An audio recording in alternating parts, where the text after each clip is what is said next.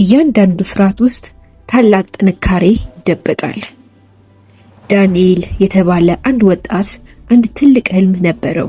እሱም በሰዎች ፊት ቆሞ መናገር፣ ሐሳቦቹን ማካፈል ነበር። ነገር ግን ለመሞከር በፈለገ ቁጥር ፍርሃቱ ይገታው ነበር። አእምሮ ትወድቃለህ፣ ሰዎችም ይስቁብሃል፣ አልተዘጋጀህም ይለው ነበር። ስለዚህ እድሎችን ሁሉ ያሳልፍ ነበር። ለመቆም ባሰበ ቁጥር ደግሞ ፍርሃቱ እያደገ ሄደ። አንድ ቀን ግን አንድ ነገር ተረዳ። እሱ እየተሸነፈ ያለው ወድቆ ሳይሆን ጨርሶ ባልሞከረው እንደሆነ ገባው። ከዚያም ውሳኔ ወሰነ። በሚንቀጠቀጥ ድምፅና በፍርሃት በሚመታ ልብ የመጀመሪያውን ትንሽ እርምጃ ተራመደ። የመጀመሪያው ጊዜ በጣም ከባድ ነበር። እጆቹ ይቀጠቀጡ ነበር፣ ስህተቶችም ሰርቶ ነበር። ነገር ግን ጥሎ አልሸሸም። በማግስቱም መሞከር፣ ከዛም መሞከር።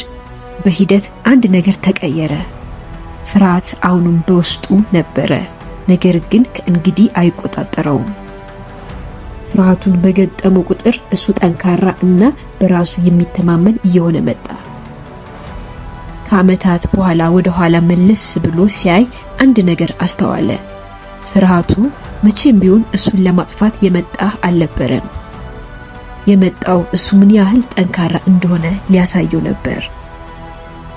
አስታውስ፣ ከፍርሃት ስትሸሽ ፍርሃትህ ያድጋል። ፍርሃትን ስትጋፈጠው ግን በራስ መተማመንህ ያድጋል። ደፋር የምትሆነው ከመጀመር በፊት ሳይሆን በመቀጠል ውስጥ ነው።